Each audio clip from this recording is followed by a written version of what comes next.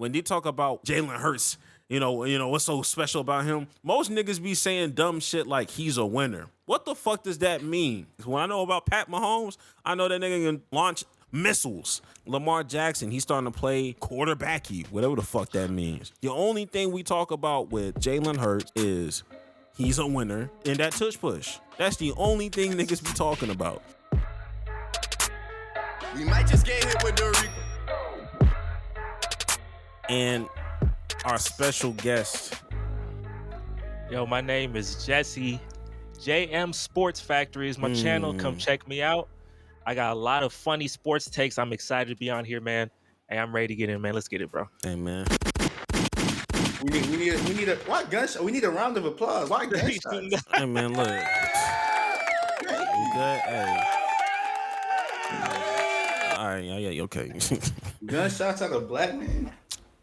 Hey, I'm trying to get it off like John, nigga. John Wick, baby. Come on. Come on. You the worst type of naysayer, bro. Word? You the worst type of That naysayer. might be the worst hot take you done after you said, bro.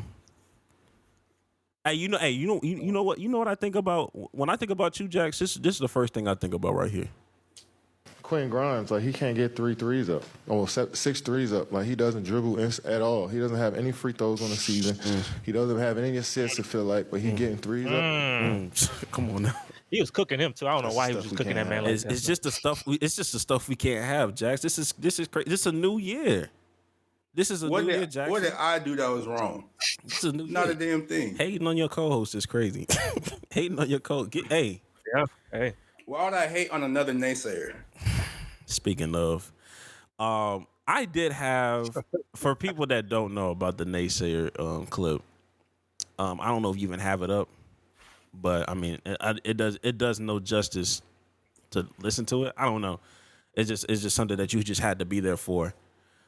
I wanted to know, was that the best clip of 2023 from a sports commentating standpoint? Was that the funniest shit? That happened this year. It happened 2024. Well, let's talk about season though. Like this 2023-24 season. Gotcha. Yeah, I got you. I think so. I mean, I thought you were gonna say something else. I think that'd been crazy to see on TV too. That would be crazy to see. I thought you were gonna say something else. I don't know if I'd agree. It's up there. It's like 2. I think it's funny, but it's gonna get ran into the ground. But like, it's still funny because just like the way who Desmond Howard and the other black guy, I can't remember his name. They was just dying. That's what made it funny to me. And then you look at Kirk Herbstreit on the end. He don't know what's going on. He just he doesn't know what the joke is about. Yeah. I think that's hilarious. Now I'll say, because I have another clip in such high regard, it's just hard for me to put that one over. And that is it was the Marcus Spears. What's that nigga's name? Tim Tebow. It was like they were talking about fades. They were talking about the haircut thing, and someone was just like, "Yo, what do you tell them? What do you tell them? Leave the sides." And it was like that bald head ass nigga with the Uncle Phil kind of lineup, and that nigga Marcus Spears was dying in laughter. I was reminded of that clip, and I was like, it's hard. Look, let a naysayer know. Hey, should we compare the clips? We could. Yeah. Yeah, I got both of them right. Oh, that's here. a bad. Let's go. Ahead, bro. All right, let me start it over. This is the naysayer clip. Jalen Milroe often wears his own branded apparel reading LANK across the front. It's an acronym that stands for Let a Naysayer Know. Being told by his former offensive coordinator, Bill O'Brien. That is not what I thought. Is that not what you thought? Boy, let a naysayer know. Let a naysayer know. Of course. The professional's right in the middle of his lead. That's all right. I just keep going. You almost lost me again. It got real tight up here as you were. I just want you to know. Reed, you were too smooth with that. I thought it was going down. I thought it was going down out here.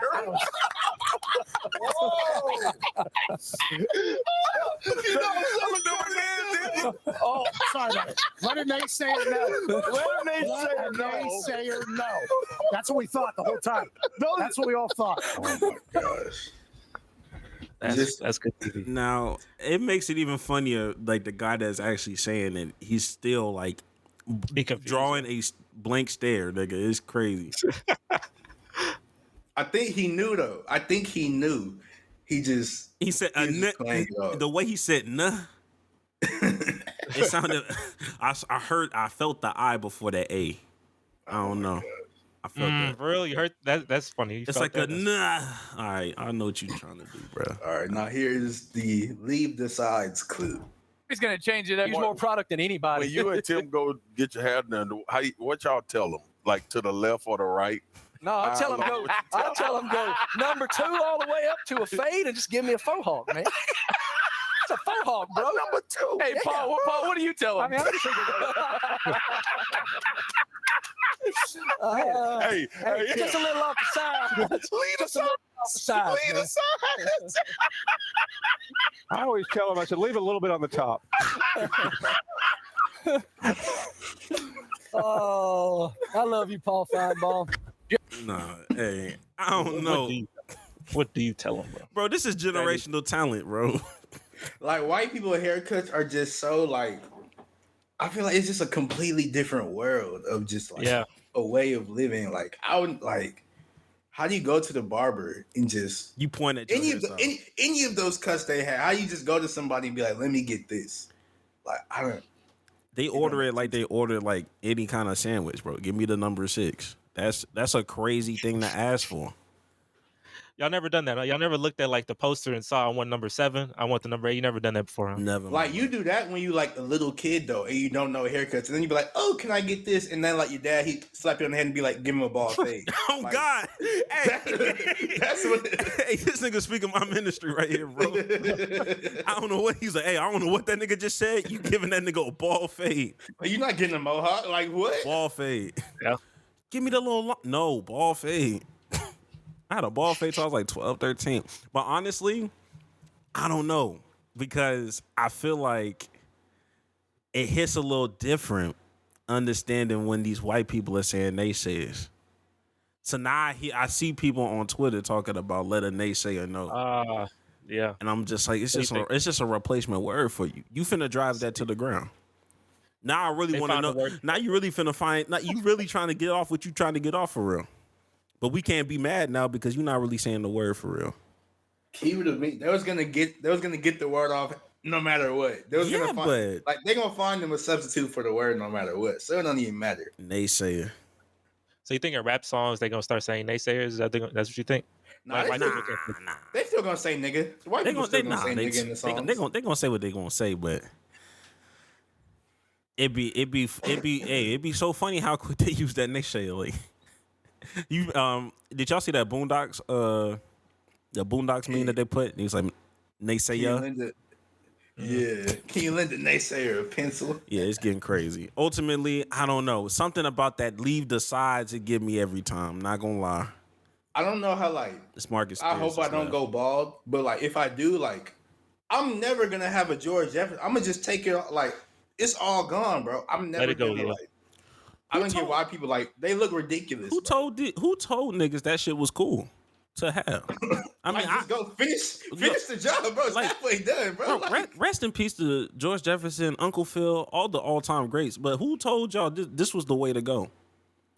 Especially when you have a beard. Build, I guess. And you have a beard. Most bald people with beards, like, hey man, they able to get their shit off. I don't know why. True. I don't even know, man. Naysayers, man. I don't know. But that was all cool and stuff for the jokes. But this is a podcast, and this is a sports podcast. It's a serious sports podcast. No, it's not. So we need to talk about shut up.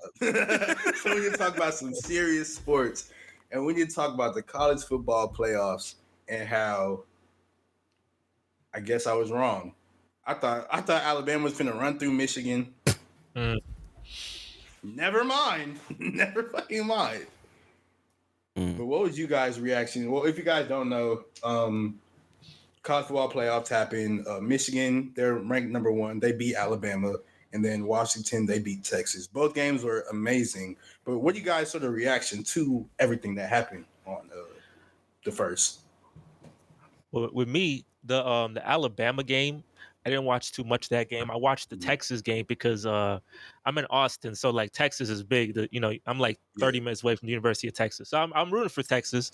And Washington got great. I love the quarterback from Washington, Michael Penix. He a real naysayer. Real Real, naysayer. He real though. That's my man though. My man was shouting out people at the interview. I was like, yo, that's my man, boy. He went from a professional to like hood. It was beautiful, but I love that. So I'm rooting for him in the championship game. But I wanted Texas to win just for like me. I'm in Texas. I want to see the hype in Austin and all. But it was a close game. At first Washington definitely in my mind was going to win, and then Texas got the ball back with a minute or something. Went down the field. Like 12-yard line. I was like, oh, snap. Is this going to happen? Is miracles? Is this really going to happen? I think the DB made a hell of a play. That was a great play. That was an absolute great play. Hell of a play. That's a play that gets you drafted. Yeah, I mean, that's an amazing play. I was like, I wanted Texas to win. When I saw that, I was like, you know what? They got it. That's fine. That's too good of a play. Washington, you got it. So, I was excited to see Washington win especially after that happened. But yeah, that's my. I think the best teams were in it. That's what I'll tell you. I think the best 4 teams were actually in it. Florida State got destroyed by University of Georgia, so no one can talk about Florida State. I'm sorry, they just weren't. They shouldn't have been in there. But yeah, I just think those 4 teams deserve to be in there, and they put on a hell of a show. Hopefully, the championship game is the best out of all of them. Yeah, the first reaction I had as I was at work watching this. The College Football Playoff Committee got it right. That's the first thing that came to my mind. Like, y'all got it right. Well, at least y'all got it right with FSU. Because them niggas FSU didn't deserve to be in I don't give a fuck what them little fans. Yeah, I don't care about them little ass fans. I don't care about it being fair. I don't care about Booger McFarland talking about what happened to the game. I don't care about the game you love, Booger. Like, it's all about money. It's all about entertainment. If it wasn't for TCU was a blessing and a curse. TCU fucking up like they did last year was fucking embarrassing, and I was bored as hell as I watched Georgia football eat real life chicken wings during the third quarter because the game was wrapped. But it was a blessing because we now realize that shit will never happen again. We will never just do things off of the strength of, they got undefeated. No, we're putting the best teams in here. I don't care that you won out. If you do not have your best players available, if things are not going, it does not fucking matter. Don't want to see Cincinnati get their ass whooped. I'm tired of seeing UCF talk about they need to be in the playoffs when they can't light a candle to these niggas. So, had I known the games was finna go like this, I would have just had Texas and Alabama face each other in New Orleans, just so I could see it again. That's real. That's real. And I thought that was going to be the championship. And like, had I known they was going to get bounced in the first round, I would have just had one of them, just faced them off in New Orleans. That would have been cool. And then Michigan versus Washington and root for Michael Penix. It didn't happen that way. Michigan defense, these niggas hit hard as fuck. I had Michigan. I was unfamiliar with your game, but like watching them, it made me think of like.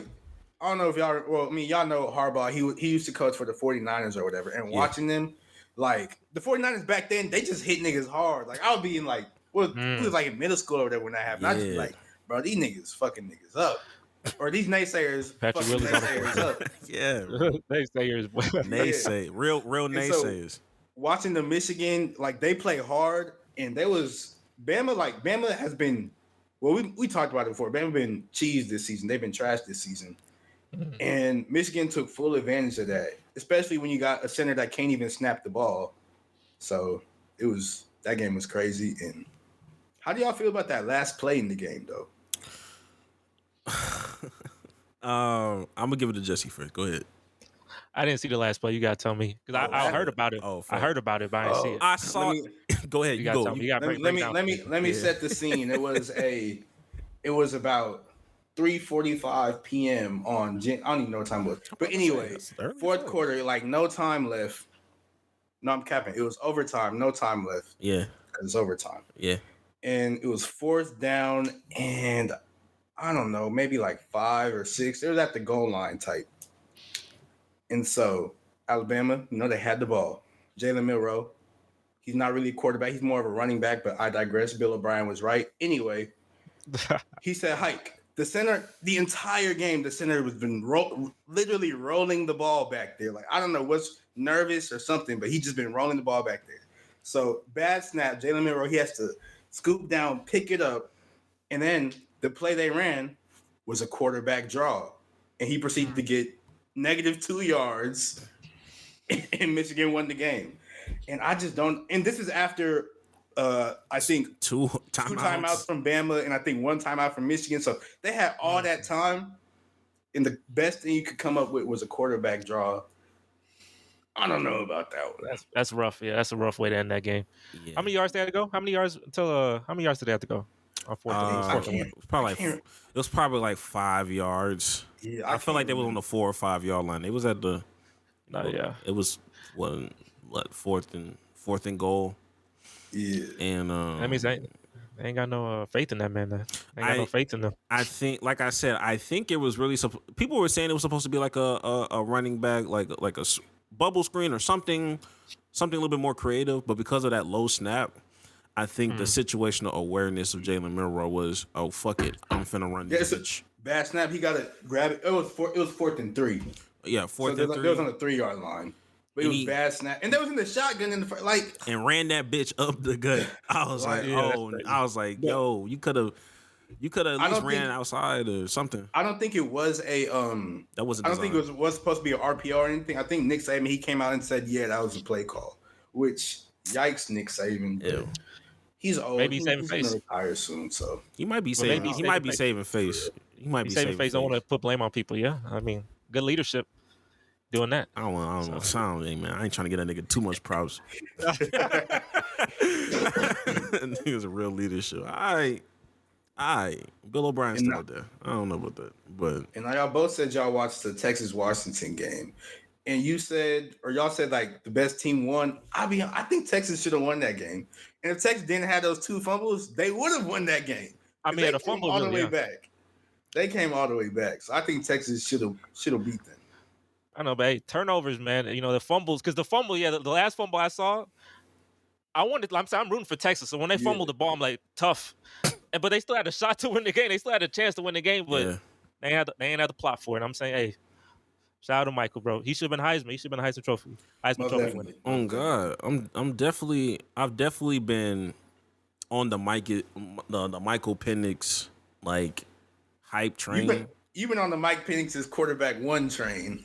QB1. I've been saying real QB1 since like once I saw him rapping about the comeback victory he was about to go and get, and then he went out and did a comeback victory that same game against Oregon.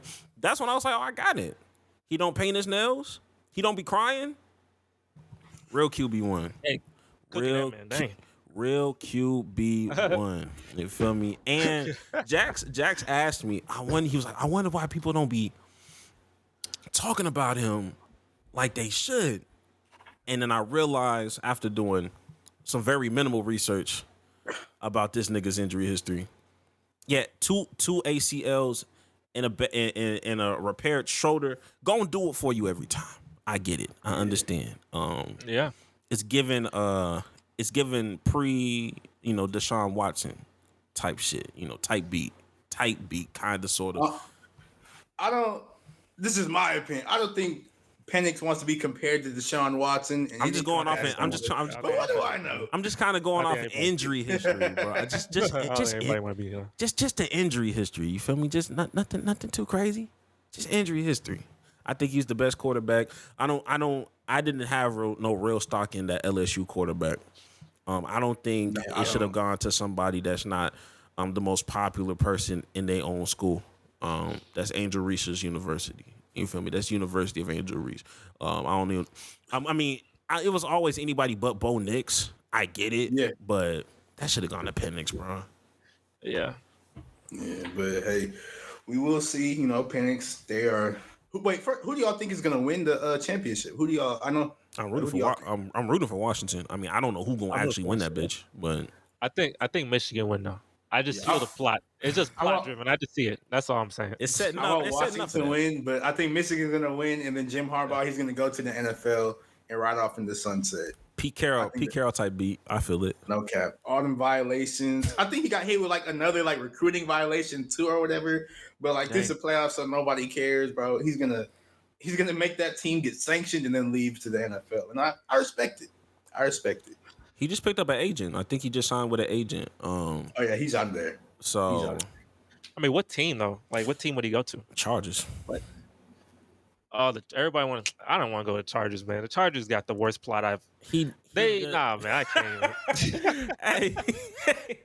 hey, we slandered the Chargers out here too. So I mean, I get it, but it just seems like he does well in California. Most of his coaching like things have been like in the California area anyway. So that's why I was like, Chargers, LA, that's a layup. You already have a quarterback. Bet. I mean, I don't know anywhere else that would, I would be want to be with the Bears or something. I think the Bears are going to keep their coach. Oh, really? I think so. That's unfortunate, but I respect their decision. I mean, he could go to maybe the Falcons, maybe, but I don't know how Jim Harbaugh would work in Atlanta, just because. Yeah, it don't hit the vibe. Don't hit the same. Jim Harbaugh likes to drink milk normally, like just regular milk. So I don't think he really fit the culture of Atlanta for real. I mean, did Arthur Smith fit the Atlanta culture? No, and you see what's going on. You see what's going on. Desmond Ritter in general just did not fit what the fuck was going on over there in Atlanta. Yeah. Still cooked us though. Still cooked me though. That's crazy. Cooked the Texans real bad too. That's crazy. Best game he ever had. That's wild. We'll move on from that though.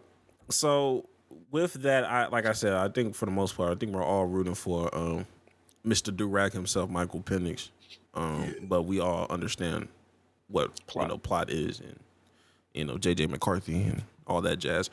But to expedite it to probably Jim Harbaugh, him potentially leave. Well, not potentially. I think that nigga leaving. I don't think there is no end. He's for sure out of there. If ands or buts, nothing. They were rumored to offer him like a 10-year, $125 million contract, but like the only stipulation was that he can't leave for the NFL. Like that was in like the contract specifically. But I think he don't really care about them. I think he just really wants to get back to the NFL to prove he can do it. Especially with his brother going crazy with the Ravens, like for like 15 years. And the only time you get to the Super Bowl, you get beat by your brother. So it's like, That's an awkward conversation at Thanksgiving. Yeah. The Harbaugh Bowl. It's good memories, boy. That's some good memories. Oh, and then also, I looked at Jim Harbaugh. Do y'all know he was a first-round pick in the NFL draft? I knew he was one of them ones. I just didn't know he was first round though. I didn't know he was first round. He was a first round. I was like, what the hell?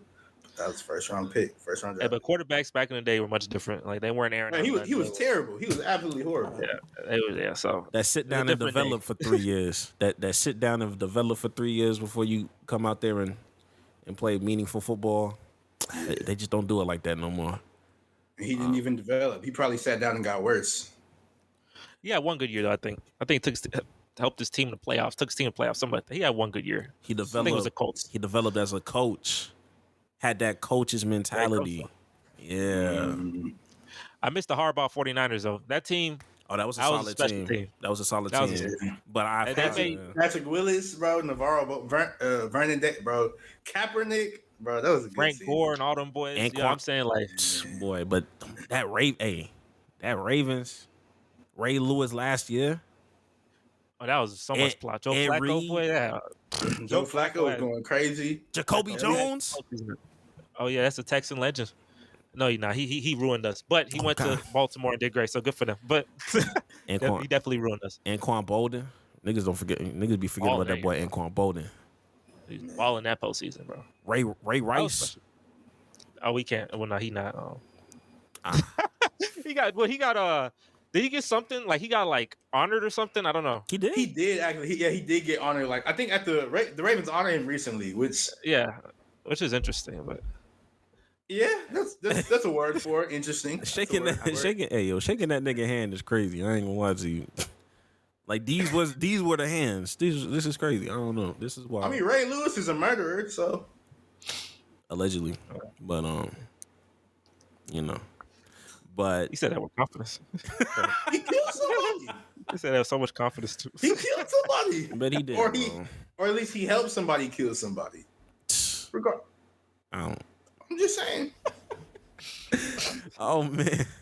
But anyways, we were talking about the Bears earlier, and now the Bears officially have the number 1 pick in the NFL draft, thanks to the Panthers being absolutely horrible. What do you think the Bears should do?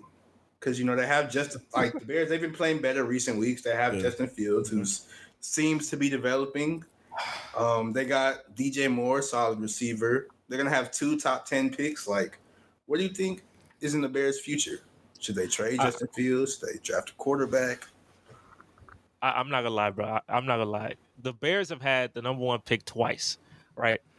And the first time they passed up, it was fine. They traded back Bryce Young, number 1 overall. So who they really passed up on was C.J. Stroud, having one of the great rookie seasons of all time. Okay. Now we go on to the next draft. You got a deep quarterback draft, and you got Caleb Williams. So Caleb Williams, like last year, Caleb Williams was seen as the guy, right? That's the number 1 overall pick. He's generational quarterback talent, etc. So you're gonna pass up. You're gonna pass up on C.J. Stroud and Caleb Williams. If you pass up on these 2 players, who are you passing them up for? Are you passing them up for Mahomes, Josh Allen? Who are you? Because it's very rare. Most teams in the NFL are not passing up these 2 shots, right? Mm-hmm. So you're passing up these 2 players for Justin Fields. Now, Justin Fields is not a bad quarterback. Like you say, he's playing better the past couple of weeks or past couple even months. But Justin Fields, like there was still their actual pick is in the top 10, right? So it's not like he's really leading you to anything. Like he's the type of guy, like he's good, but is he good enough to pass up on these 2 players? Because if you pass up on Caleb Williams and just every quarterback in this draft, that means you are committed to the point where this is your guy for 5-10 years. You pass it up on Stroud and Williams. And if Williams balls out, Stroud's already balling out, and Fields is either just mediocre, slightly above average, or if he's bad, heads will roll, people getting fired. That's ass. The Bears have never had a good quarterback in their life. They had Sid Luckman and Jay Cutler. That's very true. They've been in 100 years plus, and they never had a good quarterback. I don't think they had a quarterback pass for 4,000 yards ever. I don't think. And that's like in ridiculous. Their franchise, which is it's 2024. Be for real. They're literally top 3 oldest franchise in the NFL. You have a chance at getting a generational prospect talent. You already passed up on CJ for Justin Fields. Now they go get Marvin Harrison Jr., bro. You get Marvin Harrison, pair him up with DJ Moore. Like, to me, the keys to winning a Super Bowl or being in a deep playoff run, you need 3 things. You need a franchise quarterback, you need a really good to great O-line, and a really good to great D-line. If you get a great D-line, you get pressure with 4 people, that helps your whole entire team, right? If you get a good O-line, obviously the run game opens up with that. Obviously, the quarterback has time in the pocket. You got a franchise quarterback, because a lot of these teams that win Super Bowls don't have the super elite wide receivers. Mm-hmm. They don't have the super elite running backs. They usually have a D-line to get pressure with 4, elite O-line, and a franchise quarterback. Is Justin Fields that guy? They have O-line and D-line deficiencies, but is Justin Fields, is he the franchise QB? That's what you start with. Is he that guy? You pass up on 2 of them, potentially 2 at least with Caleb, because we got to see what he does. Yeah. Is he that guy? That's all I'm saying. I don't know if he's that guy.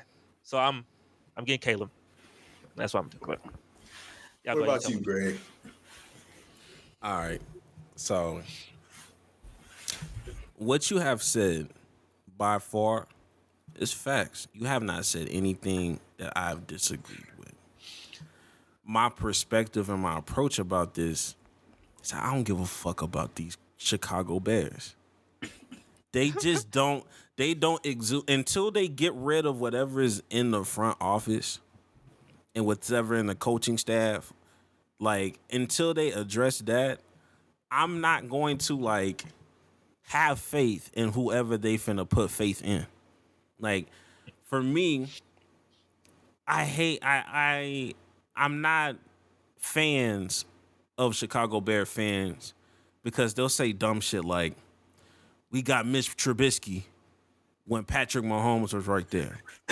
And I'm here to tell you, Patrick Mahomes would not be Patrick Mahomes if that nigga was in Chicago. Y'all would have never. You would have never set that nigga up for success. I'm not saying he would have been a bad quarterback or a bust, but the way that nigga was set up with Andy Reid and Tyreek Hill and all those weapons, and he had the confidence to just say, "Fuck it, Tyreek is down there somewhere," and make plays.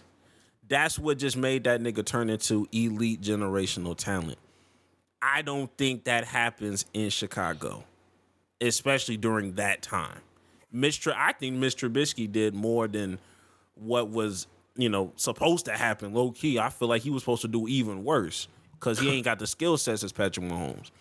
So all I'm saying is that I get the premise, and if this was a competent organization, hey, fuck it. Didn't we just have a whole article come out 2 months ago about how niggas just openly stealing shit in the Chicago arena? Was that Chicago or was that somewhere else? I think that was Chicago. Niggas just stealing hundreds and thousands of dollars of real equipment. Niggas forgot about that. Niggas just brushed that shit under the rug. Niggas said, fuck it, Justin Fields, fuck this pinky up. We not gonna talk about it. Nah, there's some real things going on here. This is not a hot take because I really think this is factual. Chicago will fuck around and be like they next door neighbors, the Detroit Pistons, if they don't fuck around and just establish within the organization in the front office. Pistons. Like crazy what Pistons think. You gotta figure that shit out. I'm afraid that you gonna get Caleb Williams, and the best thing that can ever happen to you, your best case scenario is that he turns into Andrew Luck, but just ends his career 2 years earlier. That's your best case scenario if you do not establish something better than what's happening. Now, of course, people can turn shit around. Like, you can definitely have a situation like the Arizona Cardinals, even though they look bad now, but you draft Josh Rosen, and then the very next year, you go and draft Kyler Murray, but niggas don't understand that they, fired that head coach as well that first year, and niggas gave them flack like, you just fired a head coach 1 year into a season. You just got rid of a quarterback 1 year into a season. What happened to development? Hey, when you got that guy, you got that guy. That's cool. And I'm not saying that Caleb Williams can't go there. I'm just saying it better not be, hey, we drafting Caleb Williams and we keeping everything else. Nigga, you better do some other things. That's all I'm saying. Now, see, I think if they draft Caleb Williams, that means they fired the coach, they fired the GM, they starting over from scratch. Everything. But a report actually came out. I was gonna be like, I think, but no, I know a report came out, and they're leaning towards keeping like everybody. The coach, I don't think they should keep the coach, but I digress. The GM and Justin Fields, because after that last game against the Falcons, like the fans were cheering, like, we want Fields. Literally every player in the locker room was like, oh yeah, Justin Fields, we want him. DJ Moore on the table, like, yeah, we want Justin Fields. If we don't have Justin Fields, who would we get? Is what he like legit said.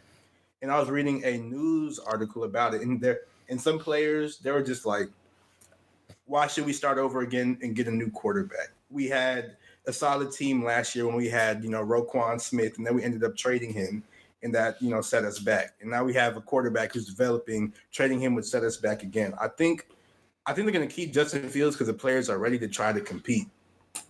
And if they keep Justin Fields, they can trade that number one pick and get a whole lot, because somebody gonna want Caleb. Somebody's gonna give up a king's ransom for Caleb Williams. So they're gonna be able to get him, get a receiver, get a lineman. I think they're gonna be good, or not good next year, but they're gonna be much better next year. I can see them staying with Justin Fields. Like, I can see all scenarios. I can see them saying, hey, yo, fuck this nigga Justin Fields. We gonna get Caleb. I can also see them saying, nah, we riding with Justin Fields. Unfortunately, I feel like both scenarios, you said it's a win-win. I think it's a lose-lose. It's a bad situation. Because I don't trust their organization from head to toe. If they keep Justin Fields, bro, I'm sorry. I know earlier, if you look at my podcast, I was cooking Justin Fields. And he's made improvements. You know, you've made improvements, bro. But like, if you passing up on all these players, because they have another pick and it's in the top 10. Yeah, they have the number 1 and number 10. That's fair. Yeah. So with the number 10, like, bro, you need to scrap that. You cannot keep that. I think NFL and NBA different. If you suck in the NBA, you could be terrible for many years, and it's kind of like you're just in obscurity. But if you're in the NFL, if you suck, people are gonna they're gonna notice. It's the NFL. It's just more people watch you. And the Bears have just sucked for literally probably your entire existence. Yeah. Like they've sucked for many years. They only had like one season here and there type of thing. Yeah. Justin Fields, bro, if you pass up on Caleb Williams and CJ Stroud for Justin Fields better ball next year. That better be offensive player of the year. To me, he better be a Pro Bowler, second team All-Pro. He better be special next year. Because there's no way you do that. I don't care what DJ Moore says. Obviously, DJ Moore, his opinion matters to an extent. But I mean, bro, you're not the GM, bro. You don't make the decisions here. I do. If you're the GM, nigga, you just got here. Oh my God. There's no way you make the decision for me. The fans saying I want Fields, bro. Ain't nobody care what you care. But if Caleb ball, or if Caleb is balling for someone else, maybe in your conference. Say he go to the Giants and he balling, doing well for the Giants, and Justin Fields injured or he's struggling. How you look? I ain't gonna be. I swear, I'm not gonna be the guy. This what happened last year with us getting a quarterback. Some people wanted Davis Mills still for the Texans. I'm not gonna be the team that passes up on this guy and he goes to my rival and destroys me. I'm not doing that.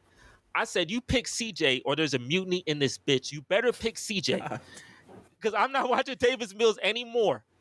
And he going to Indianapolis and ruining me. No. So if you Chicago, bro, don't be the team. I know you could trade back, get a king's ransom, whatever. Cool. You try to build everything around Justin Fields, but it matters. Justin Fields has to be that guy. You got to be with him for 5 years. He has to be that guy. And if he's not that guy, that's the biggest mistake you've ever made, bro, straight up.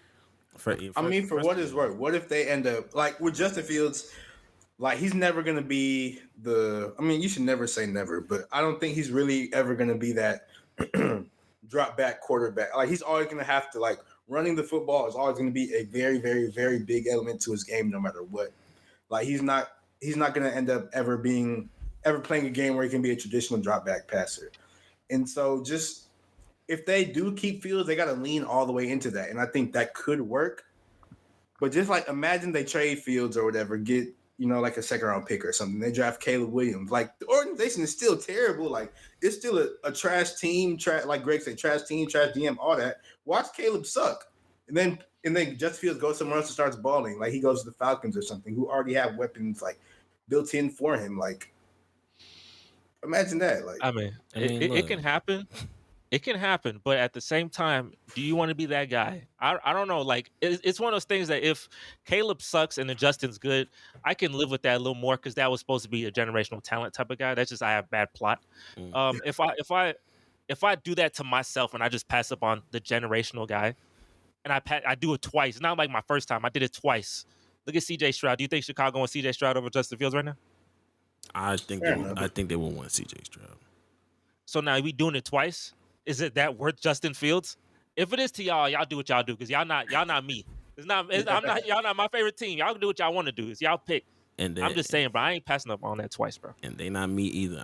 Me personally. I just think that I don't know. I think we putting a little too much stock on Caleb Williams, like he the best QB in that class. I mean, you just say when it's obviously that nigga in Washington, that nigga Penix is that nigga, in my opinion. I know that he's not gonna go over Caleb Williams. He won't. I mean, nor should they. But it really does come down to what outweighing the cons with the cons. Because the pros are always going to be there. Like, which consequence are you willing to, take on the chin if all things go wrong? That you didn't draft generational talent, or that your generational talent stunk that shit up. Like, it went horribly bad. And the one I'm picking is, I'm picking the one where I pick the generational talent and he sucks. I'm not picking the one where I pass up on the generational talent and he ball out of his mind. Nah, there's no way. I can't be that team. Everybody getting fired. That set back the organization 5 to 10 years plus. They supposed to get fired anyway. That's my problem. Like, yo, regardless, they should not keep. They should not keep. They should not keep them. They gonna ruin them. Which is stupid. If you're gonna keep your staff, you might as well keep Justin Fields. That's all I'm saying. And a big reason I'm passionate about this, because the NFC is so devoid of like great quarterbacks that I need more quarterback talent in the NFC. Because if you look at the AFC, they got Mahomes, Allen, Herbert, Stroud, Lawrence, like just a lot of really Jackson, all these really great or good quarterbacks, right? And then you look at the NFC, it's Dak, and then Jalen Hurts, who's getting exposed. And then it's Brock Purdy, who got exposed. Talk about it. Against Baltimore. So it's don't say Brock Purdy. Don't say Brock Purdy. Hey, nigga, what other NFC niggas we got? You got Stafford and Goff, and there you go. Stafford, Goff, Kirk Cousins, Kyler Murray, Kyler. It's not. It don't hit the same. Baker Mayfield. It is. Derek Carr. I don't want Caleb coming to the AFC, bro. Don't let Caleb go to the AFC. We got too many quarterbacks in the AFC. Go to the NFC. Derek Carr is tough. Yeah, Derek Carr is rough. They hate Derek Carr in New Orleans. Oh yeah. I don't know why they just. I'm still so surprised they never started Jameis, bro. Like everybody's begging for Jameis to start, and they just won't listen, bro. Yeah, I don't agree with any of that. But yeah, there are quarterbacks in the NFC. Hey, look, I've been happy about the quarterbacks in the NFC because nigga, I don't want that AFC smoke until I absolutely have to talk about that in the Super Bowl or type of shit. You know, give me weak ass Jalen Hurts, nigga. Give me that weak ass nigga, please. I'll deal with Purdy, nigga. God forbid they actually had, one of them ones in if Caleb Williams ends up on the Giants, I'll be so sick. I wouldn't be as sick. That's why I need the NFC to get some Drake May, Caleb Williams. I need y'all to go to the NFC. We are stacked here. We don't need no more. We got my whole division full of we got Lawrence, Stroud, and we got Richardson. And then if Levis is good, I don't know if Levis is good, but we got a whole division, the AFC South, full of quarterbacks that have a lot of talent and promise. I'm that's good. Tough. That's a tough division, nigga. It's a tough division for quarterbacks, nigga. It is. Yeah. First of all, niggas wanting Caleb Mills is kind of or Davis Mills is still kind of crazy. That's crazy, right? That's wild. There's no way. If we look at CJ, bro, I'm so happy, but oh my goodness, that would have ruined me as a fan. I would literally be a free agent as a fan. I couldn't take it. I literally would leave the team and find another team if they did that. Davis Mills is an eyesore. Speaking of niggas that are not eyesores, gotta get into that MVP discussion of Lamar Jackson. Lamar is pretty much his trophy to lose. Because at the end of the day, it is a quarterback award. They're not giving that shit to McCaffrey. They're not giving that shit to Tyreek Hill. They're not giving it to any of them. So they'll try to be like, "Oh, offensive player of the year." What's the point? What's the point, nigga? Like nobody brags about OPOY. Nobody even says the word OPOY. They'll say DPOY. Who the fuck brags about that? Is more valuable. I'm saying, who really talks about? Oh, I'm 3-time offensive player of the year. Nobody say that shit. That might be the same as having a Pro Bowl, maybe, nigga. Nobody cares about defensive player of the year. They know that defensive players get slided in the MVP conversation. So there's more weight to it. But OPOY, that's just really just you just saying, hey, I made second place. I am the runner up to MVP. That's basically what that shit is. So this Lamar Jackson. I wish people were talking about Lamar Jackson a little bit more. They used to get on the first 2 or 3 weeks. They used to get on that nigga head about his accuracy or his early in the season when you clearly see these niggas just dropping the ball.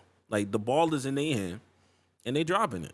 I was like, yo, and everybody had to adjust to a whole new offense and everything because it's a new offense for them. Yeah, because they got rid of Greg Roman, and you just got all these niggas up here just talking about, Ryder, he's not quarterbacky, whatever the fuck, it don't matter. Nigga blew the fuck out the Dolphins. That was crazy. Quarterbacky crazy. He heard that because that he had 5 touchdowns and 300 yards that next game. Why couldn't he do that in week 12, Jax? Why couldn't he do that in week 10, nigga? When I needed him the most. That nigga out here acting like the avatar of The Last Airbender. When I needed you the most, when it was playoff time in fantasy, you disappeared. My question really about this was how much impact or what would be the reaction if he did all of this and then got bounced in the first round? Hey, it happened before, bro. And not the first round. It was like the divisional round, but it happened before, and he got exposed in the postseason. So all the pressure's on Lamar Jackson because Lamar Jackson does not have a very good postseason resume. I think he has, if I'm not mistaken, maybe one playoff win. I think he beat Tennessee a couple years ago. Yeah. And after that, it's been rough, right? Absolutely. So I remember they won 14 games and boys were balling. Lamar had 36 touchdowns passing. In 2019, he was beating all the good teams in the league, and he faced Tennessee, and Derrick Henry stiff-armed them to hell. Now, they the time Lamar has lost in the playoffs, it hasn't been his fault. Like, he not tackling Derrick Henry. And then, like, the first year when he went to the playoffs, that was, like, his rookie season when they only let him run the ball. So I don't think – like, a lot of people put a lot of stock into Lamar having a bad postseason record, but, like, his career is still, like, so new. Like, he's been starting for, 4 years now? Like, that's – honestly, it's not that long.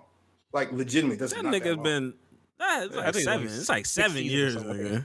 I think like he's been in the NFL for 7 years. He did not get drafted in 2020. 2020 would have been 4 years. I think 18 he was a rookie, so 18 season, 19, 20, 21, 22, 23. So this is a 6th season. 6th season. Going on 7. So he played he towards the didn't end. start until like the end of his first season, so that's one year now. And then he got hurt last season. Stop. Oh, but he played most. He played most. God. You finna hit me with last year he was hurt most of the season. You finna hit me with this barring injury?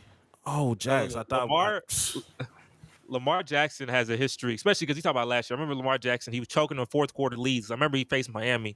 He choked that fourth quarter in Miami. Tua had like 6 touchdowns on them boys.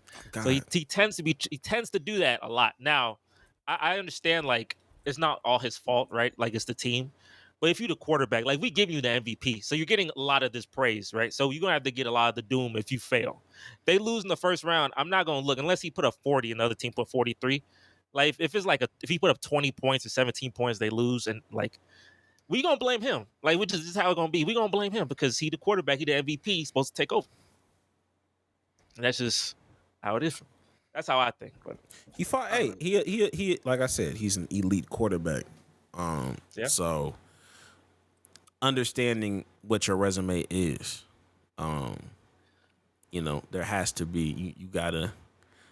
It's time to put it up now. I don't know if y'all saw Odell renting out a boat for the fellas. Oh no!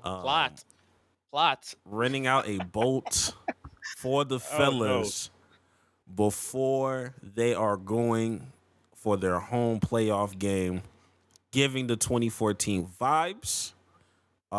They need to take a picture too. Yeah, they're going to probably take that picture. A lot of people are upset about that. This is probably worse than the little B curse. This is better than worse than the Kim Kardashian curse. Hey, there's a lot of curses out here. That I don't think nothing worse than the Kardashian curse, but but in my opinion, I feel like niggas have beaten that curse before though. It made Lamar Odom smoke crack, and Kanye is being weird. James Harden got through it though. Hey, James Harden got through a lot of curses. I ain't gonna lie. A little B curse was that little B curse was crazy. It was with Khloe Kardashian. He was with Khloe Kardashian. Khloe not a full Kardashian. Hey, Cook. Okay. Khloe, hey, look, I wouldn't worry about that. Khloe Parker Simpson, bro. I guess, but hey, a curse is a curse. That's interesting. That's interesting take. Yeah, a curse is a curse to me, and that little B curse. I really believe. Hey, it got so bad, I started believing in that bitch. I was like, you know what? Maybe Lil B might. B curse was crazy. Maybe he got something going on. Because once that shit lifted, MVP season, I'm like, oh wow, okay. Maybe I'm tripping. Maybe it's me, but no, that boat curse will doom the Ravens for sure. But I don't know because Lamar, he said, y'all seen that tweet where Lamar, that he answered that riddle on Twitter, and ever since then he been going crazy. No, I haven't. I haven't heard about that. The Johnny riddle? No, I haven't. I'm not tapped in. I'm not tapped in, brother. Let me see if I can find that. I just got to show it to y'all. It was one of those things. It was one of those things on Twitter where they're like, Johnny has 5 siblings, or like Johnny's dad has 5 siblings. Their names are January, February, March, and April. What's the last sibling's name? And people were like, "Oh, it'd be May. No, the answer is Johnny because that's the whole thing. And Lamar, he put Johnny, and ever since then he hasn't. I don't think he's lost a game since then. Really?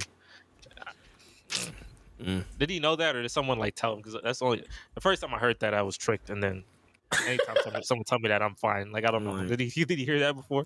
That's not his first rodeo hearing that riddle. Maybe. No, let me see. Since he said Johnny, this tweet was on December 30th, or no, he tweeted a Johnny thing on October 14th. Lamar Jackson, since tweeting Johnny, he's a 10-1 record, 3,200 total yards, 21 total touchdowns, 107 passer rating, and he's clinched the number 1 seed in the AFC. I'm just saying. Hey man, I don't know. I don't put too much stock into it, but anything 10-1 is crazy. 10-1 is crazy. It might cancel each other out. We might get a chance to see who the real Lamar is after all of that. But honestly, before we get off of football, we do have to talk about, Philadelphia Eagles. Garbage. Garbage. Now, of course, we have 2 people that are very biased about the Philadelphia Eagles. Although we speak nothing but facts, we are Cowboys fans. So we do have a different perspective about what the fuck is really going on. But as somebody that is not even in the conference, we do want to hear your insight about, the state of the Philadelphia Eagles. The funny thing about the Eagles is that they've had the same script. Like they had Carson Wentz, and then the OC left them and went to Indianapolis. And then Carson Wentz started going downhill, just like Jalen Hurts going downhill. I'm not gonna lie. Like I do like the Eagles. I think they are last year more specifically than this year. They were a fun team to watch. Jalen Hurts had a really good rise last year. Obviously, he looks like a Shane Steichen merchant for sure. Bro, this year, bro, them boys they started off 10-1. And I don't know, but every time they would win, it's it didn't feel like it should be games they should have lost. Yeah. It should have been games they lost. It didn't feel like that. It didn't feel like that was a good win. A lot of their wins were okay. And they faced y'all, and I knew y'all gonna beat them because they always y'all win every game at home. It's just y'all are a great home team, mediocre road team. So you're definitely gonna beat the Eagles, right? The Eagles, who they play after that? I think they played the Seahawks. Drew Lock. How you let Drew Lock? I know we let Drew Lock beat us. So I know for someone cook us, we let Drew Lock beat us many years ago. But Drew Lock, many years later, more experience and this and that, he beat y'all. Y'all the Eagles. Y'all supposed to win that game. Mm-hmm. Y'all they ain't beat the Seahawks in 15 years. That's freaking crazy. And then they barely beat the Giants. Kind of go right past the Giants. I'm okay. But hey, y'all have a chance to win your division. Y'all need to win y'all division because the Cowboys are great at home. You want the Cowboys to travel. If you're an Eagles fan, it's an Eagles perspective. Y'all face the Cardinals and the Giants, bro. Beat the Cardinals, bro. You can't beat the Cardinals, bro. Are you serious? And the funny thing on my podcast, there's an Eagles fan. He was cooking the Cowboys because y'all lost the Cardinals. And I tell you how plot work. Don't talk too much. Because when you talk too much, they listen to you. They do this. They listen to you. These script writers, they listen to what you just said, and they write a script that cooks you to hell. And now they cook. So now when he on the podcast, what he gonna say? You can't say nothing. Y'all lost the Cardinals too. That's tough. That's rough. He was talking a lot too. So I'm saying, hey, the Eagles, they look like a first round exit to me. I ain't gonna lie to you. Tampa Bay looking hot right now. And that's probably where they gotta play. And they looking like a first round exit because they on fraud alert, man. Hey. I think the Eagles I don't really hate the Eagles. I don't like the Eagles, but I don't hate the Eagles. They always had cool players. They had Michael Vick. They had Deshaun Jackson. They had LaShawn McCoy before he started talking. So I like the Eagles. They cool and all that. But I don't this year. They just not it because one, Jalen Hurts been hurt the entire season and nobody want to talk about and they keep doing that stupid ass tush push. Like he's finna hurt himself. He's getting more and more injured every time y'all do that dumbass play. Like, so there's that. And then they lost like the backbone of their defense, and they also got like a new offensive and defensive coordinator. Like, they just made the bad. I think it's really a coaching thing. They made bad decisions. Like, they hired the wrong defensive coordinator. Then they're trying to replace him with Matt Patricia, who's an even worse defensive coordinator. And then they have their offensive coordinator is like Brian Johnson. And I like Brian Johnson, because, I'm trying to support black people, black offensive coordinators. They don't really get a shot like that, but he's just not good. Like, he's just not a good coordinator. So they just made bad hires on the coaching staff, and now they're reaping I don't even want to call it benefits. They're reaping the whatever's from it, They secondary buns, boy. Go ahead. Yeah. That's also true. Yeah. So ultimately, whenever they got the 10-1, we as Cowboys fans, we were just like, yo, this is one of the nastiest 10-1 records we've ever seen. It never seemed like they won. It just seemed like the other team lost. It just seemed like they just gave up something. It's like, yo, how did you allow them to do this, that, and the other? They were not convincing wins. At any given moment, it could have been a coin flip of who won and who lost. It wasn't a convincing win, but niggas didn't want to talk about that on national television because it's like, Jalen Hurts is a winner. Like, all right, nigga. Like, but as they started losing games, that coaching is a real thing. The offense is very vanilla. It's very predictable. Niggas know they run like a Madden playbook, and they're running a Madden playbook. It's like the coach from Bishop Sycamore was out there and just told, hey, yo, this is what you need to do. You gonna line up and do this. You know what I mean? Like there's no creativity. It seems very vanilla. Like even and that's the cockiness of a nigga like Nick Sirianni that I don't fuck with. Cause Mike McDaniels, he be doing like some cocky, shit on the sidelines. But you see how creative that nigga be having that nigga Tyreek in the backfield, doing different sweeps, doing different motions, putting people in the best position to win. You know your quarterback is Jalen Hurts. You know that nigga's not Pat Mahomes. You know that nigga's not Lamar Jackson. You know that nigga's not Josh Allen. You know what I mean? Or CJ Stroud. You know this is not a nigga that he's a different kind of quarterback. When they talk about what's Jalen Hurts, what's so special about him? Most niggas be saying dumb shit like he's a winner. What the fuck does that mean? When it's time to scheme up, what the fuck does he's a winner? He finds a way to win. What does that have to do with scheming and schematics? When I know about Pat Mahomes, I know that nigga can throw shit on his back and launch missiles to whoever the fuck he needs to throw it to. Now, it's up to them niggas to catch. You know what I mean? That's a whole nother situation going on. Yeah. You know what I mean? Josh Allen, that nigga just runs over running linebackers for fun. He does it as a side hobby sometimes to just run through niggas. Lamar Jackson, he's starting to play, quarterbacky, whatever the fuck that means. You know what I mean? Yeah. But with all of these other quarterbacks that you talk about, it's like, yo, you talk about them as a thrower of the football or their athleticism, something. The only thing we talk about with Jalen Hurts is he's a winner and that tush push. That's the only thing niggas be talking about. So for that to be what it is, as Nick Sirianni, you can't be cocky and be like, oh, I got A.J. Brown, I got Devontae Smith. We can just line these niggas up and just go tell them to go make a play. That's only gonna work for bad teams. It's not even working for bad teams. That'll work sometimes, but you can't have a whole season like that. Yeah, and niggas gonna act like niggas not gonna figure you out. No, absolutely not. And the defense can't stop a cold. Like what are we doing? Can't stop the run. Was it Bradbury boy? That boy is cooked. And they making Jalen Carter look bad. This is crazy. This is crazy. I like Sirianni though. Like I like the cockiness. I don't like obviously they hate Brian Johnson with all their passion, but Sirianni was funny because when they beat the Chiefs and then he was talking shit to the Chiefs, that was like real WWE stuff. I really enjoyed that. That's entertaining because the season up to that point was pretty ass. I ain't gonna lie to you. The primetime games was rough. I went my No eyes. cap. I went to sleep a lot. It was tough.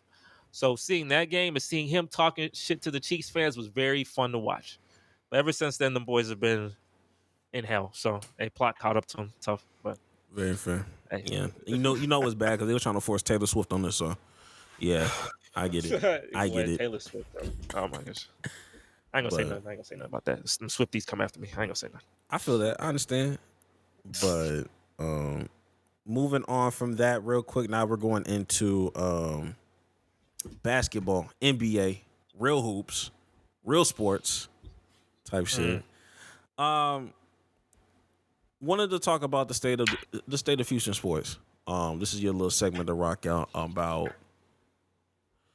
We'll talk about the Rockets first, but I wanted to get on the Texans real quick before we close out football for real. Just like your opinion on what the Texans have been, your likes, your dislikes, what niggas need to be focused on that they may not be focused on as a fan, because we do have people that are from Houston that listen to this pod. So, what's your opinion about the Houston Texans? I'm here for y'all.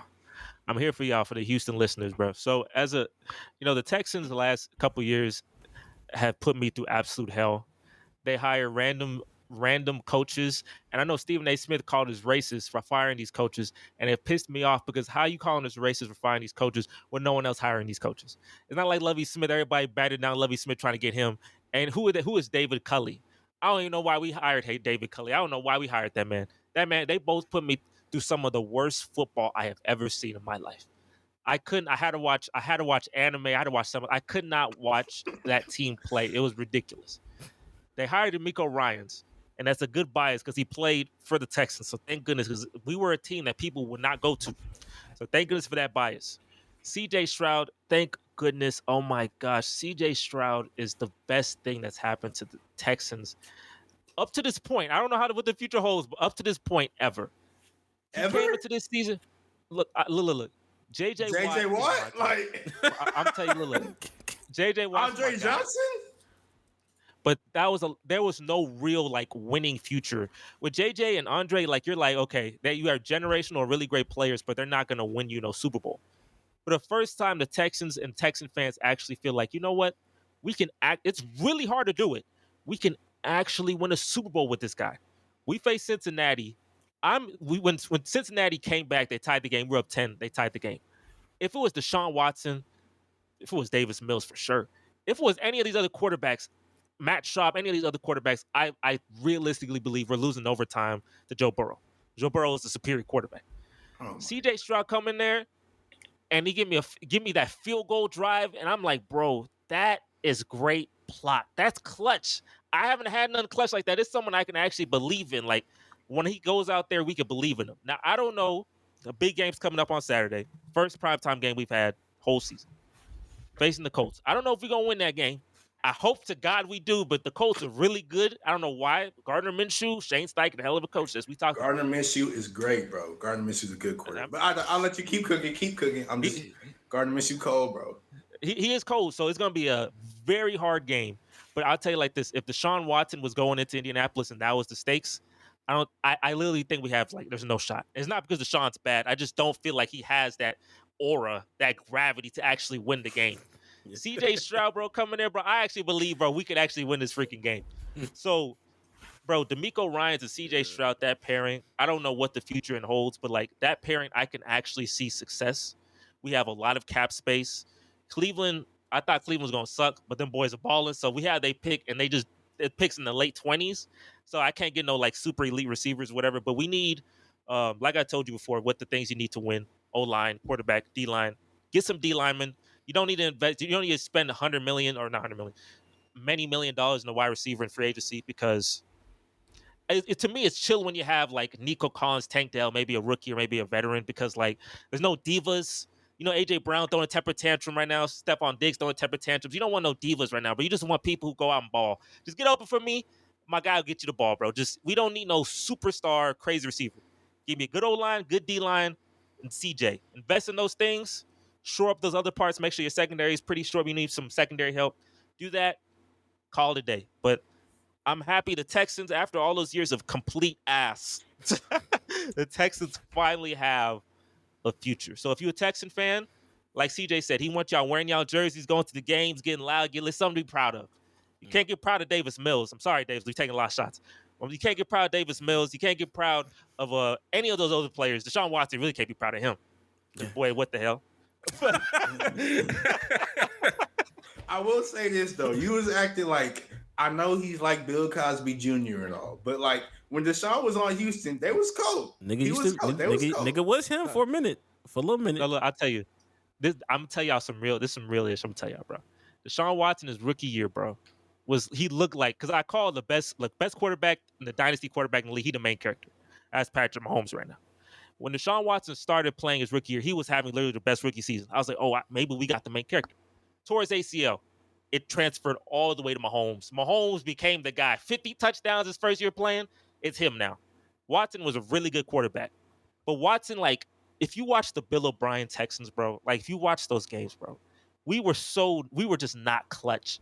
There's so many times we would just not be prepared to play. Drew Lock beating the hell out of us. We go in the playoffs. We always getting skunked. We face the Chiefs. We up 24-0. Blow the lead in a quarter.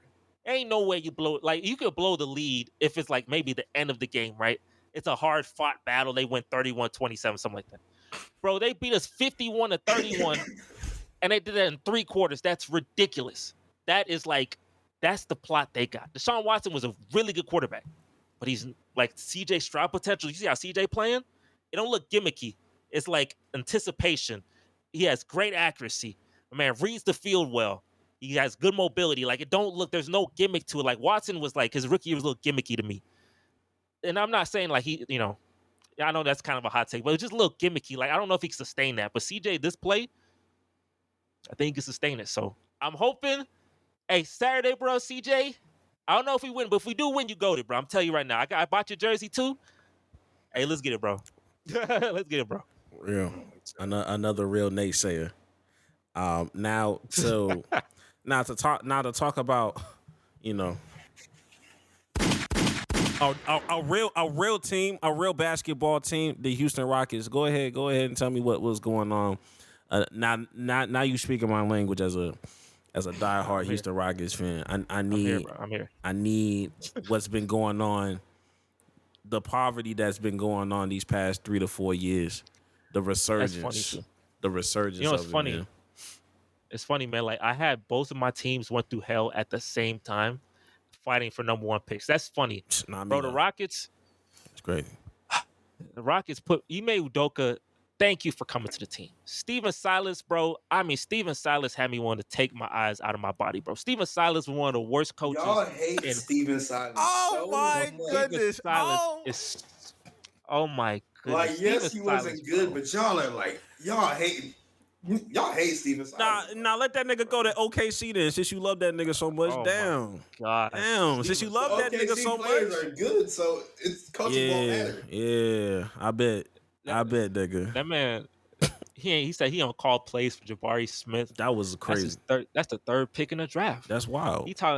He ain't running the offense through Şengün. The whole world saying run the offense through Şengün. And the thing is, Şengün's not one of those players that's like a number 1 overall pick, so everyone talk about him just because he's number 1 pick. He's the 16th pick. So it's like people like Kevin Durant, Paul George, all these players talk about Şengün in a positive way, and no one's just asking them specifically about Şengün. They're literally just saying, who's your favorite player? Who's one player you talking about or you like? They talking about Şengün just randomly. That means he putting an impression on them, and we not running. And Jokic, he's like Şengün is Jokic light, and Jokic is one of the best top 2 players in the league. Win a championship. We ain't gonna run the offense to him. I'm telling you, look, Steven Silas went to Detroit. Them boys lost 28 straight. That's his plot. That's just it. I mean, where he go? I mean, that's crazy, right? I'm saying, I don't know. That's crazy. He with us, he lose 20 straight. He go to Detroit, they lose 28 straight. I don't know. You know what I'm saying? I don't know. But what I do know is that Ime Udoka has us being competitive in all these games. Şengün is the player. Like, I got the Şengün jersey right here, bro. I got the Şengün jersey right here, bro. Oh, fuck. He is the player. He is the player. I ain't even know. On this team. I ain't even know it was the Şengün jersey. This is Şengün, right? Jalen Green, he too inconsistent for me to get a jersey. So fair. It's Şengün. But look, we playing good basketball. We beat the Nuggets 3-1 this year. I don't know why the NBA schedule makers had us playing these hard ass games at the beginning of the season where we facing every Western Conference like super team. We facing the Mavericks, the Nuggets, the Warriors, the Lakers, all the Clippers. Like what's up? They're But the fact that punishing we you, coming up. Doka. They're punishing you, Doka. Okay. And that nigga rising to the occasion. That nigga rising to the occasion, nigga. Okay. To go 17-15 with that schedule, bro. Hey, I will take it. And for Detroit Piston fans, I know the Pistons fans were like kind of cooking us back in the day. They got K, we got Jalen Green. How's life looking now? And for the Spurs fans that was cooking me in the offseason, talk about we an AAU team, and freaking Victor Wembanyama doing this, like he doing all this. And he could have done that for the Hornets. He could have done that for the Hornets, and he could have done that for the Trailblazers, especially the Hornets. Yeah, but he ain't do none of this. He did it for us. Bet. That's all I got here. Bet. Now look at you now. Them boys awful. That man subbing himself in. Them boys awful, boy. And look at us. I'm just saying, bro. Y'all talking a lot, but when y'all talk mess, bad things happen. I remember back in the day, Greg. Back in the day, a lot of teams like to talk shit about us when we had James Harden. They always talk. The only team that could talk though was Golden State. All them other teams were like, bro. And every time they talk about us, bad things happen to them. Because OKC. I see you're OKC fan. I remember OKC when they had Carmelo and they had Paul George and Russell, and it was like, oh my gosh, it's gonna be OKC versus Golden State in the conference finals. Them boys gonna do this, they gonna do that, they gonna do this. No one cared about Chris Paul and Harden. Chris Paul and Harden in the conference finals, and the boys in OKC lose to a rookie. I was like, I don't know, man. I'm just watching, I'm just observing, man. I don't know, but hey. So y'all like to talk. A lot of y'all like to talk shit. But looking back now, things are aging poorly for you. So. Hey, shout out to them Rockets. Ime Udoka, boy, got them boys structured. That's what we need, structure. Oh God. Because Steven Silas, what the hell was that? You go ahead, Greg. Real recognizes real nigga. It's good. It's good to see niggas on the Steven Silas train, yo. Niggas, real niggas know what was going on. Real niggas knew when something happens for 3 years straight, nigga. It's not just a coincidence, nigga. That's all I gotta say about it. Somebody telling Jokic saying shit like, man, I know it's kind of crazy, but yeah, I think they should run the offense through Şengün more. And that nigga decides to not run plays for Şengün, not run plays for Jabari Smith Jr. Put the ball in Kevin Porter Jr. hand for 80% usage rate. Where that nigga at? I can't even speak on that nigga. I can't even speak on what that nigga doing right now. You feel me? You know what I mean? We just doing whatever. But at the end of the day, I do appreciate that through it all. It's not like we getting carried by our vets. It's not like it's like Fred VanVleet dropping 40 and we can't win without Fred type shit. It's really like you see Şengün, you see the development of Jabari Smith, you see Tari Eason take it up another level. You see Dylan Brooks be, more than just serviceable, but is quite literally outplaying his contract that niggas swore was an overpay. You know what I mean? So it's good to see. It's good to see the state of the Rockets be, pretty good, pretty decent. And I know that we're probably going way past time, but definitely wanted to bring up this Jason Tatum clip. If I can find it. I was having a hard time finding this shit, but I'm gonna find that shit. Also, shout out to Caitlin Clark. Nigga went crazy. Shout out to her, bro. Nigga went crazy. They putting it on the map though. They like Caitlin Clark and Angel Reese. They really putting women's college basketball, making it very interesting. Yeah, I'm fucking with it. And shout out to Juju Watkins out of USC. She still has a little bit more time to go. Going crazy, right? She been going crazy. She probably deserves to be a one and done, but they don't do one and dones for real. But I wish they did though. I wish they did too. Like she deserves to be. It's not enough. It's not enough WNBA teams for one and done. Because only like I guess 10 or 12, right? It's not enough. Bring it back to Houston, bro. Bring back the Comets, bro. Bring back the Comets. Them girls won four straight. Start off the whole thing. Cynthia Cooper. Only dynasty we've had, bro. Come on, God. Bring them back, bro. Yeah, we ain't got shit. Oh God. So shout out. First of all, I wanted to shout out to Young Mustard. He actually goes to school the University of Houston. Actually, I just found that out not too long ago. But this is what he had to say about Jason Tatum. It's insane to me. Can y'all hear this? Excuses Yeah. people make for Jason Tatum. This man has gone out there over the last couple years with some of the best roster construction in the league. Oh, Jaylen Brown doesn't know that he's a number 2. Oh, Marcus Smart is so inefficient. Oh, Joe Mazzulla. Nigga, Jason Tatum's right there. You can't tell me Kawhi fully healthy with that roster isn't a championship guaranteed. You can't tell me LeBron fully healthy with that roster isn't a championship guaranteed. Kevin Durant with that roster isn't a championship guaranteed at some point. Tatum, either you give him the criticism for not getting the job done, or you just come out right and admit he's not at that level. He's not a number 1. When they went to the finals, they win that series if Jason Tatum doesn't get fixed by Andrew fucking Wiggins. Niggas talk about last year, Oh, Tatum got hurt. He hurt his ankle. weren't they down 3-0 before that, right? Tatum isn't that guy. At some point, we gotta come to that conclusion and cut the bullshit, nigga. It's insane to me Okay. First of all, don't know why that nigga got animated the way he did, but I'm here for the clicks. I know what he's trying to do. I know he's trying to sell a clip. He's trying to sell a TikTok clip. He did what he had to do. Shout out to them. And he's a Chicago Bulls. He's a Chicago Bulls fan. So this is anything else. He ain't got no you know what I mean. He ain't got no real dog in the fight for real. But first and foremost, I kind of wanted to like his argument about Jason Tatum just not being that guy for real. Where do you stand on his clip in general? That conversation about Jason Tatum.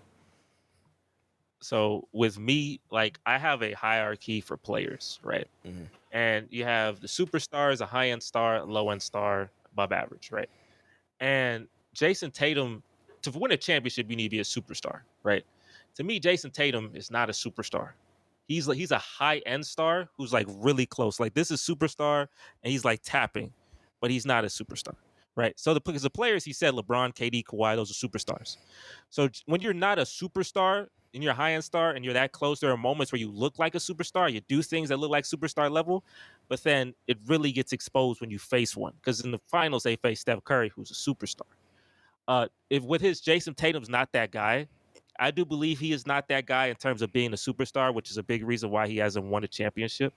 But like, I'm not gonna put like there's criticism because there's championship expectations, but I'm realistic. I understand in a playoff series when you face 4 out of 7 times, you've had to win 4 out of 7 times, the best player wins. And in those, I know when he faced the Heat, that was kind of like, yeah, Jimmy Butler in the postseason is like a different dog. I don't know. He's like That's Michael Jordan. That's Michael Jordan. So he becomes the best player because he just elevates to a crazy degree. But most of the time, he's not the best. Like when he loses, he's not the best player in that playoff series, in my opinion, because he's not better than Steph Curry, right? So I'm not gonna condemn Jason Tatum. Like I'm gonna condemn him. Yes, you need to win it. You know, you haven't won a championship, and yes, that's the criticism. You're the best player on that team, but I don't expect him to be winning anything unless his team is like, unless it's everything's favored in his direction, and it hasn't been. So I didn't even trust him to beat the Pistons, and they almost lost to the Pistons. Like Jason Tatum. I like Jason Tatum. He cool, you know, but I never thought he was a superstar. Like you said, he's a high end star. He up there for real, but he just never. I never saw him as superstar. And then like the guy in the video, he was talking about. Oh, why hasn't Jason Tatum won a championship and everything? But like, yeah, he got those expectations, but like we got to relax a little bit. He's only 25. Like LeBron, he ain't even had a championship at 25. Like he's still got time to cook. Like I don't think he's in his prime yet. I think he's probably finna hit his prime like within like the next 2 years type stuff. But I don't he's not that guy. Not yet, at least. He's the best player on that team, but he's still not that guy, you know? Yeah. I think overall it's like an argue. It's one of those things where I feel like he's arguing with himself because I don't really think there's anybody out there that's saying Jason Tatum is that guy or they're hyping him up too much. Because if they was really hyping him up too fucking much, I think you would see him a lot more, you know, established in the MVP conversations. You never see that nigga there. Like, of course, niggas talk about the top 5, you know, top 5 in voting, but the niggas that are 4 and 5, you're not really expecting them. They don't really count. They don't fucking count. Yeah. You know what I mean? Like, it's there. That's like, you know what I mean? That's like saying New York Knicks have a chance to win the championship. I mean, they do.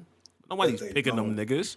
So sometimes I feel like he's arguing with himself, and I didn't like the arguments that he picked about, you know, because you're comparing athletes of today and their caliber of today, but not their age. You know what I mean? Like, you're not comparing LeBron as a 25-year-old to Jason Tatum as a 25-year-old, because, you know, saying LeBron would have done it, I mean, LeBron, I feel like it's kind of hard to even put him in certain categories because he's fucking LeBron. If LeBron happened to be on that team, yeah, he might have actually done it because he was, you know, picking up crazy things. So I'll give LeBron that.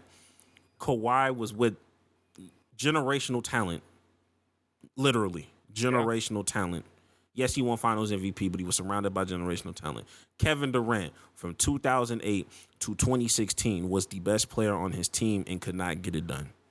He had lots of talent and, you know, ultimately went to Golden State to go get his ring. You know what I mean? Like, that broke my heart when that happened, bro. Like, you don't even. Yeah, like that.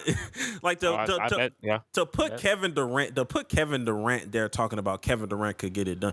Kevin Durant had plenty of chances to get it done with the team that he had. People keep forgetting that they was favored in a lot of these matchups to go. You know what I mean? So like to say that, you know what I mean? At 25, they should have beat the Heat. They should have beat the Heat. They was favored to beat the Heat. They was favored to beat the Heat until that no call in Game 2. I remember. I'll never forget that. And they were favored, and they were up 3-1 against the Golden State Warriors. They should have beat the Warriors. Yes, they should have beat the Warriors and stopped all this from happening. And that nigga was what, 26 at the time.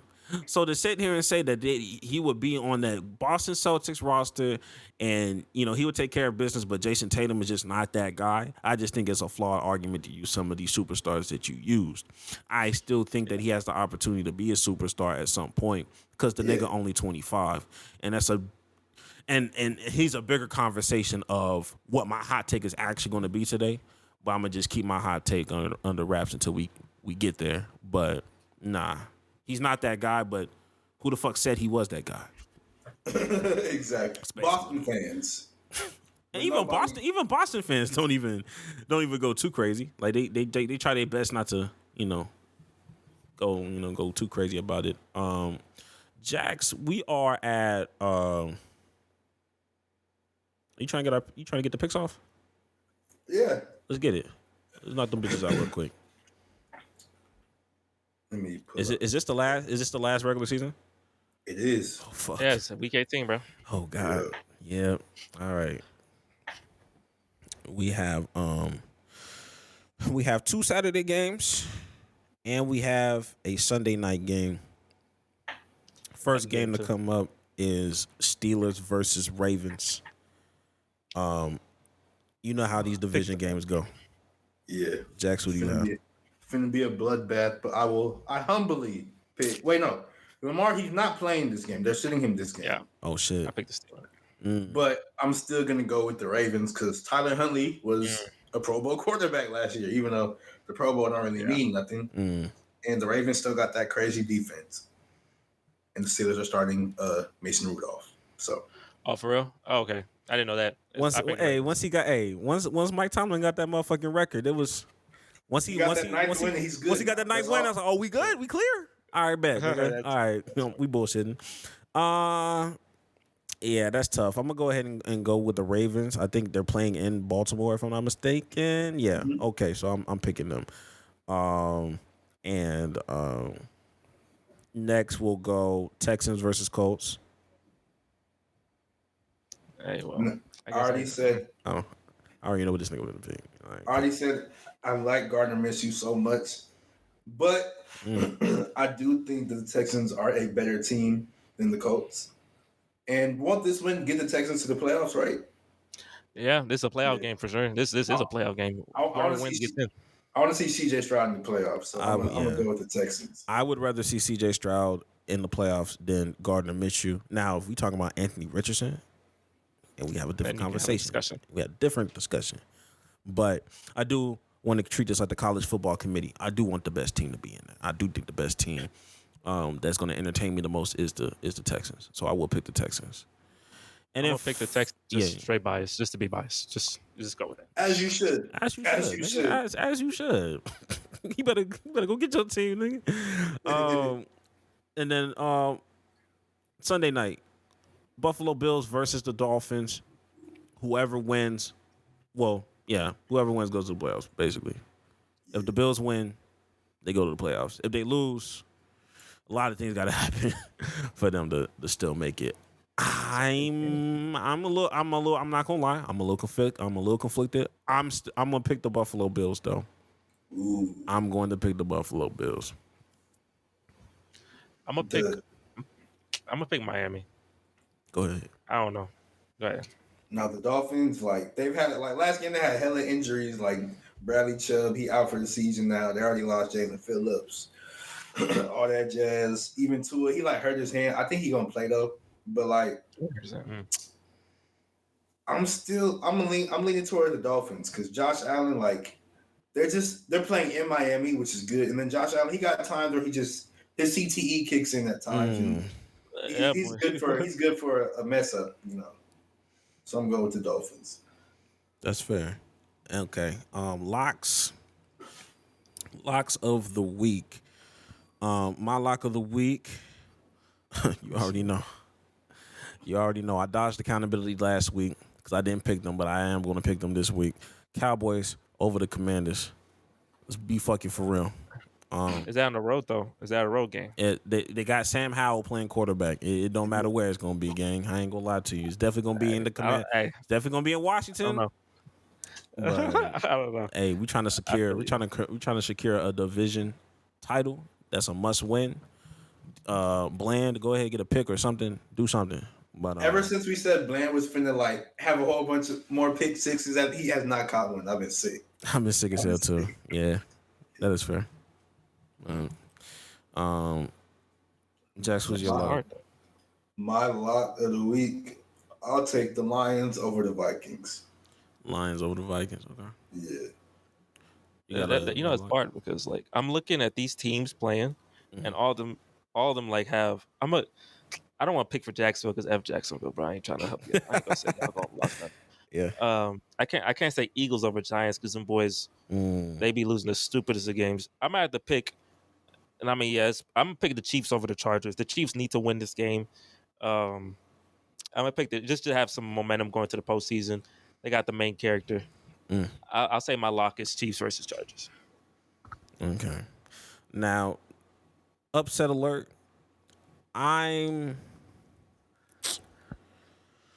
Who am I picking for my upset alert?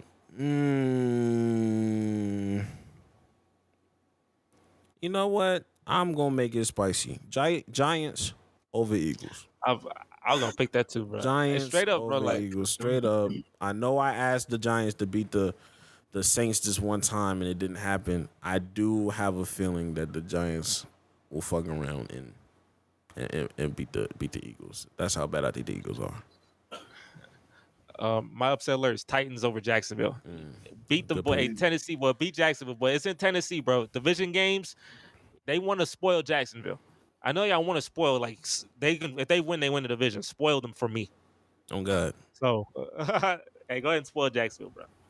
That's my upset. I'm going with the Cardinals over the Seahawks because the Cardinals they've been bad, but they're low key not that bad, bro. I think the Cardinals got it this week. I see it. Yeah, it'll be an interesting week 18 for sure. But with that being said, we'll go with our guest first for hot take of the week. So yeah, I'm gonna tell you. So my hot take, I've had this hot take for a while, but I'm a Rocket fan. Okay. So my favorite Rocket player ever is Akeem Olajuwon.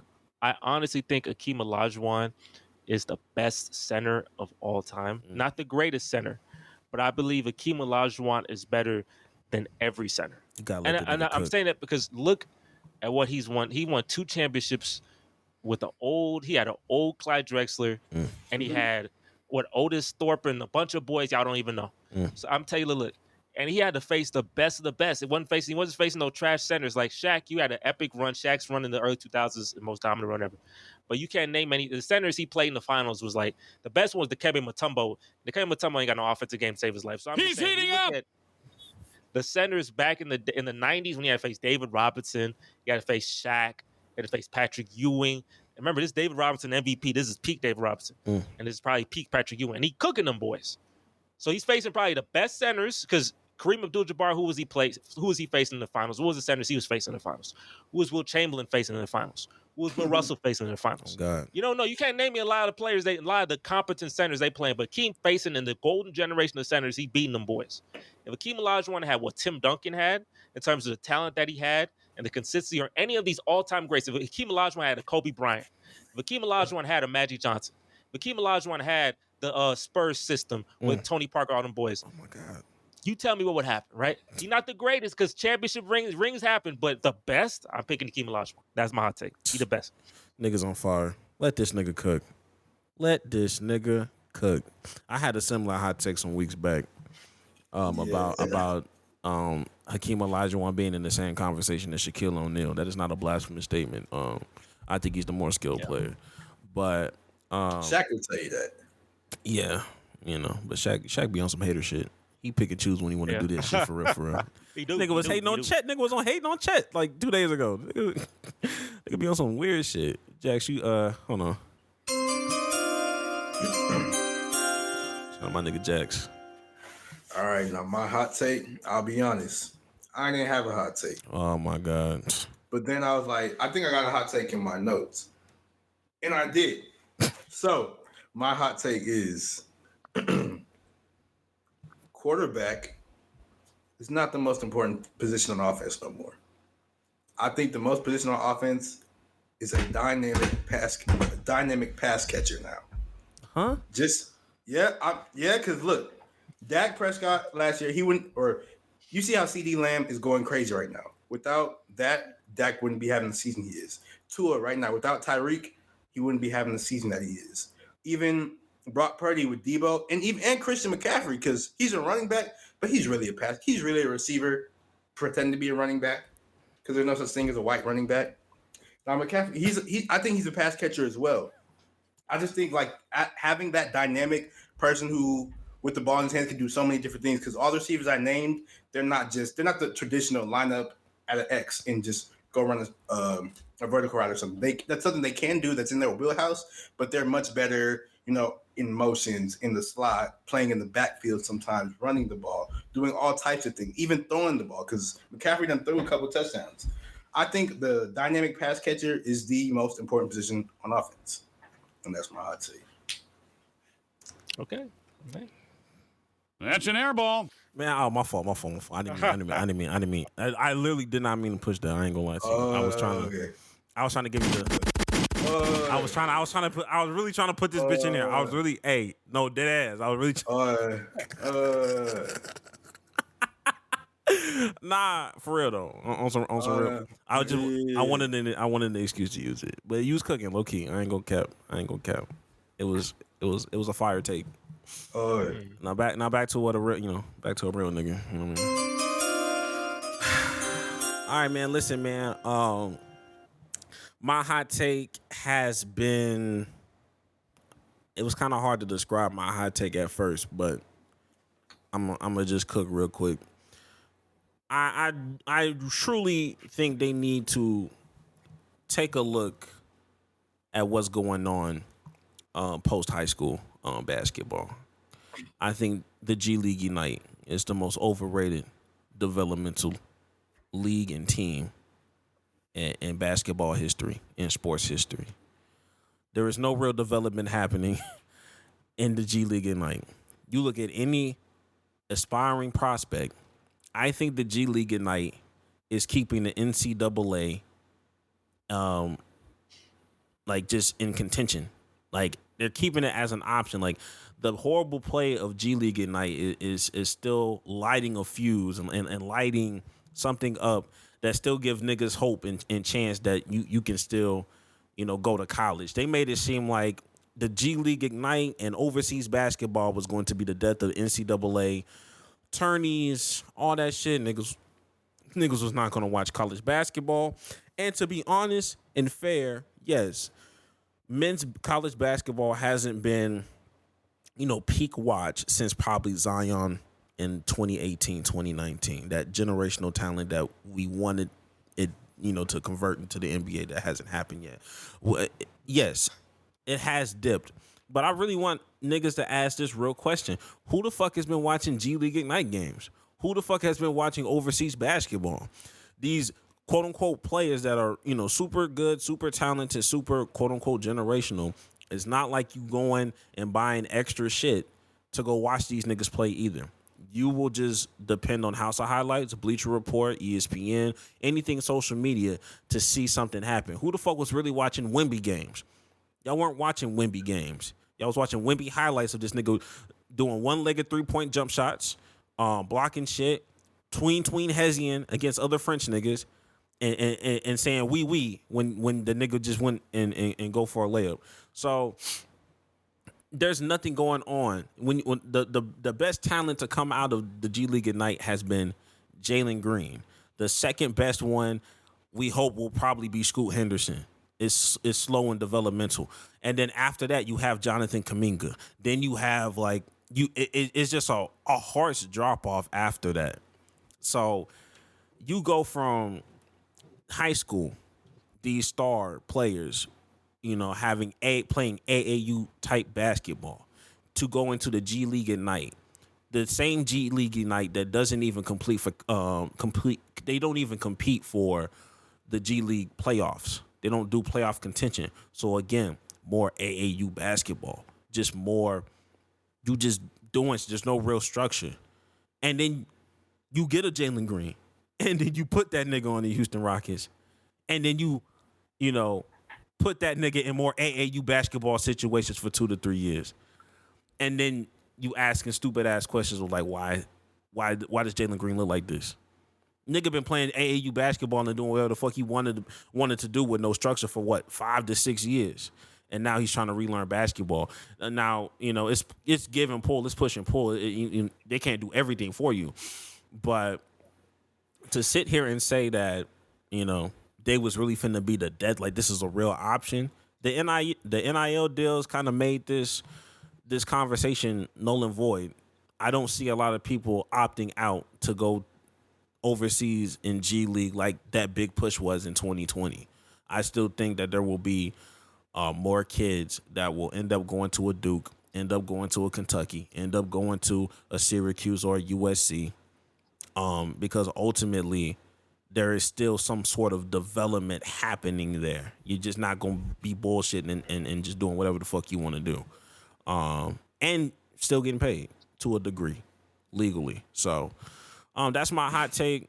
It wasn't really the hottest of hot takes, but I do think that a lot of people have overrated what the G League Ignite can do, or what niggas look like when they're playing a G League Ignite talent and NBA G League talent. They're in a G League. They're in the G League for a reason. And every once in a while you get a THT, Alex Caruso, a fucking Austin Reeves, but for the most part, you gonna get bums. You gonna get niggas that are just not ready to be playing NBA level basketball, and that's my hot take. Makes sense. I feel you. I feel it. Yeah. G League Ignite development's tough. Jalen Green, Scoot Henderson. They cooked Scoot Henderson at the start of his season. He was. He was. It's a learning curve. It's like you're not going to be just because you went to the G League Ignite. That doesn't mean you're going to be more NBA ready than a nigga that just came straight from college. Look at Brandon Miller right now. Like, he is proving the point that okay, you can still go to college, and it don't matter who coming out of the G League Ignite. Hey, I'm NBA ready. It don't really matter that I went to Alabama. I'm NBA ready. I have the skill sets to be NBA ready.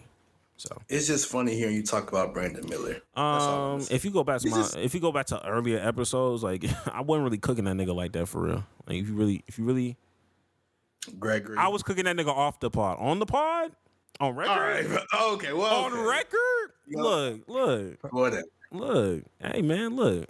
Like I said, you was Brandon Miller's biggest naysayer. Nah, but I was cooking Scoot Henderson too later on, off the record. I definitely called that nigga Emmanuel Mudiay, but like that's rough. That's rough. Tough. That is tough. Tough, nigga. That's hey man, that's fucking The worst air ball we've ever seen. Maybe in the history of basketball. Maybe. Wide fucking open and wide left. My goodness. Yeah, it was super bad. But yeah, let's go ahead and wrap this up, man. I really do appreciate you taking out the time once again to join the Play for Keeps podcast. We appreciate you on here. Any last words that you have, where you want niggas to follow you, your content, TikTok, any handles that you have, man? Yeah, man, we keep it simple. It's a JM Sports Factory. Go to Sports Factory Podcast. We got a lot of fun personalities. Got Cowboys fans, Texan fans, Jets fans, Broncos fans, Eagles fans as well. I know y'all hate the Eagles, so we got Eagles fans. We got all the fan bases there. We talk all this shit in the world. We have the funnest time. So, hey, yo, JM Sports Factory on TikTok, Sports Factory Podcast. You look up on YouTube. The channel's JM Sports Factory. Come follow us, bro. We're gonna have a fun time. The road to 1,000. We're at like 562, so it's a road to 1,000 subscribers. Shout out to you, brother. Shout out to you, man. And any last words, Jax? I mean, hey, Happy New Year. It's gonna be an amazing year. You already know. And like I always say, you want to change your life, go out and do some life-changing shit, man. Real one.